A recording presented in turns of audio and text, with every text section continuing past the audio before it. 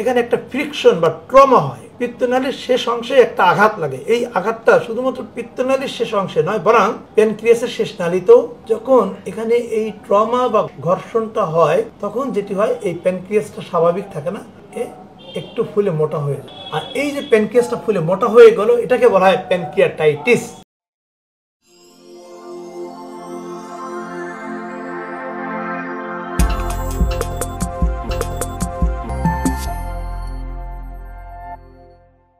আসসালামু আলাইকুম, দর্শক মন্ডলী ভালো আছেন? আমি ডাক্তার মোস্তাফিজুর রহমান, প্যানক্রিয়াস বিশেষজ্ঞ সার্জন। আজকে আমার চেম্বারে একজন পেশেন্ট এসেছেন অনেক দূর থেকে। আমরা একটু পেশেন্টের সমস্যাগুলো শুনবো এবং তার সমস্যাগুলো কেন হয়েছে এবং এর সমাধান কি সেই বিষয় নিয়ে কথা বলবো। আসসালামু আলাইকুম। ওয়ালাইকুম সালাম। যদি বলেন যে আপনার সমস্যা কি এখন? আমার সমস্যা, আমি গত মাসের 12 তারিখে রোজার ভিতরে আমার প্রথম রাত 2টার দিকে পেটে ব্যথা এবং প্রচন্ড বমি হয়।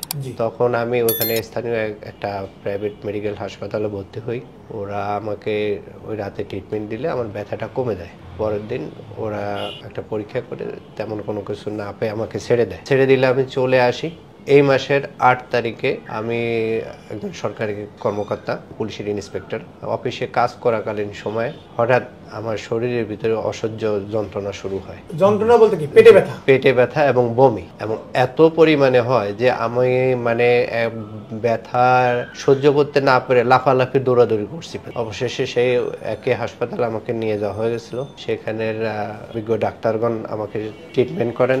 কতদিন ভর্তি ছিলেন আপনি? মানে দ্বিতীয়বার যখন হসপিটালে ভর্তি হন, কতদিন ভর্তি? ওখানে আমি 10 দিন ছিলাম। 10 দিন আইসিইউতে যাওয়া লাগছিল কি? না, আমার আইসিইউতে যাওয়া লাগে না। যখন ভর্তি ছিলেন তখন কি না খাওয়াই রাখছিল? জি না, সকল ওষুধপত্র শিরাপথে দিয়েছে? শিরাপথে সকল ওষুধপত্র দিয়েছেন। আমি প্রায় 8 দিন না খাওয়া ছিলাম। আরেকটু প্রশ্ন করতে চাই যে এই যে আপনার রোজার সময় একবার ব্যথা হলো, একদিন হসপিটালে ভর্তি ছিলেন, পরের দিন চলে গেলেন, তার আবার 4-5 দিন পর আবার প্রচন্ড ব্যথা, সেটি নিয়ে আবার হসপিটালে 10 দিন থাকলেন। এটাতে দুইটা ইভেন্ট পর গেল। এই বড় দুটো সমস্যার আগে আপনার আর কোনো সমস্যা ছিল কিনা? মানে এরকম যে পেটে হালকা ব্যথা বা কোনো কিছু খেলে বমি হতো বা তৈলাক্ত খাবার খেলে সমস্যা হতো? পেটে হালকা ব্যথা হতো, গ্যাস হতো প্রচুর। আমি নিয়মিত গ্যাসের ট্যাবলেট খেতাম সকালবেলা এবং রাত্রিবেলা। আর কোনো কিছু খাওয়ার পরে কেমন যেন মনে হতো যে আমার বমি হবে, এবং অল্প একটু বমি হতো। আমি বেসিনে সামান্য একটু বমি করতাম, এরকম হতো আমার। সুপ্রিয় দর্শক মন্ডলী, আপনারা থেকে শুনলেন যে উনি পেটের তীব্র ব্যথার কারণে হসপিটালাইজড ছিলেন এবং সেক্ষেত্রে 10 দিন থাকতে হয়েছিল। বেসিক্যালি ঘটনা কি ঘটেছে এটা এবারে আপনাদেরকে আমি একটু বলে শোনাবো। আমরা জানি যে পিত্তথলিতে পাথর সবচেয়ে কমন একটা ডিজিজ, যদিও পুরুষদের ক্ষেত্রে খুবই কম ঘটে। এই যে স্ট্রাকচারটা দেখছেন, এটা পেটের উপরিভাগের কিছু অর্গানের চিত্র। এটি হচ্ছে লিভার। লিভার বডি প্রতিদিন 1 থেকে 1.5 লিটার পিত্তরস তৈরি করে। সেই তৈরি হওয়া রস পিত্তনালী হয়ে খাদ্যনালীতে আসে। তবে লিভার যে পিত্তরস তৈরি করে সরাসরি খাদ্যনালীতে না গিয়ে কিছু সময়ের জন্য এই যে আলাদা আরেকটা থলির মতো দেখছেন, এটাকে বলা হয় পিত্তথলি। এই পিত্তথলিতে জমা থাকে। আমরা যখন খাবার গ্রহণ করি তখন খাবারটা খাদ্যনালী হয়ে পাকস্থলীতে আসে। পাকস্থলীতে কোনো খাবার আসার পরে সেটি হজম হওয়ার জন্য অনেক ধরনের হজমি রস প্রয়োজন হয়। তার মধ্যে অন্যতম একটি রস হচ্ছে লিভার থেকে যে হজমি রস অর্থাৎ পিত্ত রস তৈরি হয় সেটি। এ বাদেও প্যানক্রিয়াস থেকে কিছু হজমি রস এবং খাদ্যনালীর নিজস্ব কিছু হজমি রস, সবকিছু মিলিয়ে প্রায় প্রতিদিন 7 থেকে 8 লিটার হজমি রস তৈরি হয়ে হজমকে সহযোগিতা করে। আর যেটি বলছিলাম সবচেয়ে গুরুত্বপূর্ণ রস হচ্ছে পিত্তরস। এই পিত্তথলিতে আপনারা জানেন যে পিত্তরসটা জমা থাকে। এই পিত্তরস এখানে জমা থাকতে থাকতে কোনো একটা পর্যায়ে গিয়ে অনেকের পিত্তথলিতে পাথর তৈরি হয়। সাধারণত এটি মেয়েদের ক্ষেত্রে বেশি ঘটে। গবেষণায় দেখা গেছে প্রতি 3 জন মহিলার বিপরীতে 1 জন পুরুষের পিত্তথলিতে পাথর হয়, অর্থাৎ 3:1।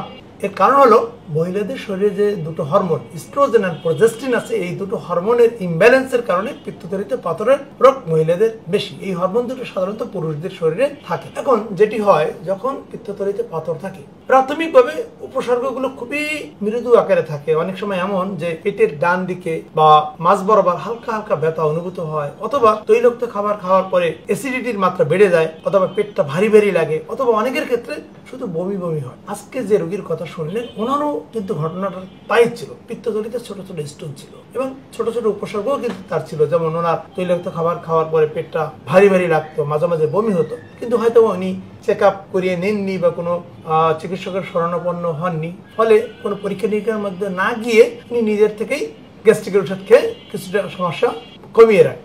তো আমরা প্রায় বলে থাকি যখন পিত্তথলিতে পাথর থাকে এবং সে কারণে যদি উপসর্গ থাকে, কোনো না কোনো একটা পর্যায়ে গিয়ে সেই উপসর্গ শুধুই উপসর্গের ভিতরে সীমাবদ্ধ থাকবে না, একটা পর্যায়ে গিয়ে কোনো না কোনো একটা জটিলতা হয়। এই জটিলতা আবার দুই ধরনের, আমরা জটিলতাকে দুইটা ভাগে ভাগ করি। কিছু জটিলতা পিত্তথলির ভিতরেই হয়, কিছু জটিলতা পিত্তথলির বাইরে হয়। থলির ভিতরে কি কি জটিলতা হতে পারে? একটা হচ্ছে পিত্তথলিতে ইনফেকশন হতে পারে, অর্থাৎ পিত্তথলির ওয়ালটা অনেক মোটা হতে পারে, পিত্তথলিতে পুজ হতে পারে, পিত্তথলিটা ফেটে যেতে পারে। তবে এই জটিলতা কিন্তু অত বেশি না। যে বড় যে জটিলতা সেটি হলো, যেহেতু থলির সাথে নালীর সংযোগ আছে, কোনো একটা কারণে এই পাথর থলি থেকে নালীতে চলে আসছে। দেখেন, আগে যে রোগ ছিল একটা, থলির পাথর, এখন যখনই নালীতে আসলো রোগ হলো দুটো, থলিতে পাথর এবং নালীতে। আবার কোনো একটা সময় এই নালীতে পাথর নিচের দিকে নেমে খাদ্য নালীতে চলে আসতে পারে। কিন্তু এখানে সমস্যাটা হচ্ছে, পিত্ত নালী যখন খাদ্য নালীতে শেষ হয়, সে একা শেষ হয় না। আরো একটি যে অর্গানের কথা বলেছিলাম, প্যানক্রিয়াস, এটিও গড়ে প্রতিদিন 1 লিটার হজমি রস তৈরি করে।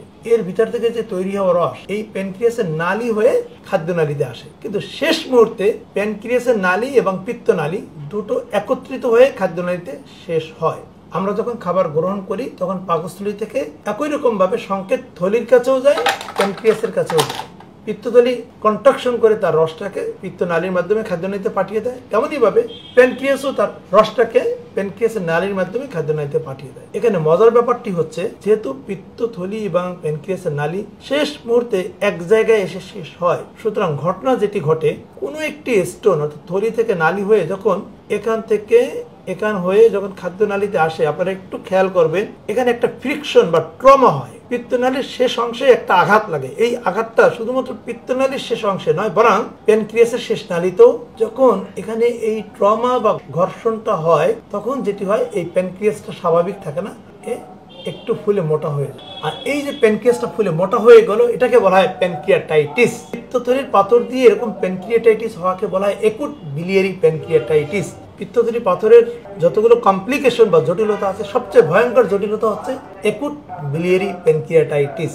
আজকে যে রোগীর কথাগুলো শুনলেন, ওনার কিন্তু এই পাথর দিয়ে প্যানক্রিয়াটাইটিস হয়েছে। সুপ্রিয় দর্শক মণ্ডলী, আপনারা এতক্ষণ রোগীর মুখ থেকে যে উপসর্গগুলো শুনছিলেন, যে ওনার পেটে প্রচণ্ড ব্যথা এবং ছটফট করছিলেন এবং একটা পর্যায়ে গিয়ে ওনাকে হসপিটালে ভর্তি হতে হয়। বেসিক্যালি বিভিন্ন রোগের কারণেই কিন্তু পেটে ব্যথা হয়। গবেষণায় দেখা গেছে এমন কোনো রোগ নাই যেটি প্যানক্রিয়াটাইটিসের পেইনের মতো এত বেশি ব্যথা তৈরি করতে পারে। ইভেন লেবার পেইন যেটা, তার থেকেও এই ব্যথার তীব্রতা অনেক বেশি এবং রোগীকে সাথে সাথে হসপিটালে ভর্তি হতে হয়।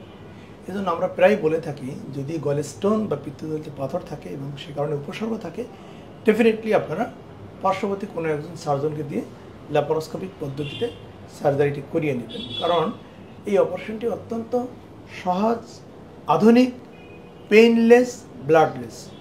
অথচ এই অপারেশনটি যদি সময় মতো করিয়ে না নেওয়া হয়, তাহলে আমরা দেখছি অনেক বড় বড় জটিলতায় রোগীরা চলে যান। অনেকের পিত্তথলিতে ইনফেকশন হয়, অনেকের পিত্তথলি ফেটে গিয়ে আইসিইউতে ভর্তি হন, অনেকের একুট প্যানক্রিয়াটাইটিস হয়ে আইসিইউতে যান। যে ঘটনাটি আজকে আমাদের রোগীর ক্ষেত্রে ঘটেছে, ওনার আইসিইউতে যাওয়া লাগেনি, বাট হসপিটালে 10 দিন ভর্তি থাকতে। যদি বিলিয়ারি প্যানক্রিয়াটাইটিস হয়, হসপিটালে গেলেই সাধারণত দুটো পরীক্ষা সবার আগে দেওয়া হয়, সিরাম অ্যামাইলেজ এবং লাইপেজ। এই দুটো কিন্তু অনেক গুণে বেড়ে যাবে।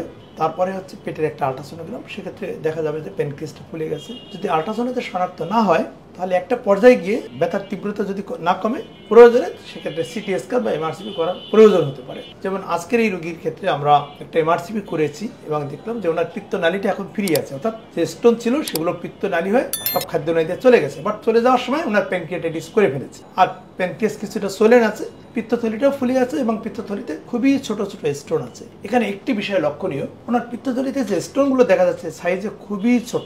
এর কারণ হলো, আপনারা দেখছেন যে থলি এবং নালীর সাথে একটা সংযোগ স্থল বা পথ আছে। এটি 5 মিলিমিটারের কম। সুতরাং পাথর যখন সাইজে 5 মিলিমিটারের কম থাকবে তখনই কিন্তু থলির পাথর নালীতে যেতে পারবে। আমাদের সাধারণ মানুষের একটা ধারণা যদি পাথর বড় হয় সেটি রোগীর জন্য বেশি ক্ষতি, কিন্তু বিষয়টা উল্টো। পাথর সাইজে যত ছোট থাকবে সেটি রোগীর জন্য বেশি ক্ষতিকর, যেহেতু এটি সহজে থলি থেকে নালীতে যেতে পারবে। সর্বশেষ যে বিষয়টি দিয়ে শেষ করতে চাই, যাদেরই এরকম পেটের বিভিন্ন ধরনের সমস্যা থাকবে, বিশেষ করে তৈলাক্ত খাবার খাওয়ার পরে পেটটা ভারী ভারী লাগে বা বমি হয় অথবা মাঝে মাঝে পেটে হালকা ব্যথা হয়, অবশ্যই আপনারা একজন স্পেশালাইজড চিকিৎসকের কাছে গিয়ে পরীক্ষা নিরীক্ষার মাধ্যমে আপনার রোগটি শনাক্ত করিয়ে দিন। ভালো থাকুন, আল্লাহ হাফেজ।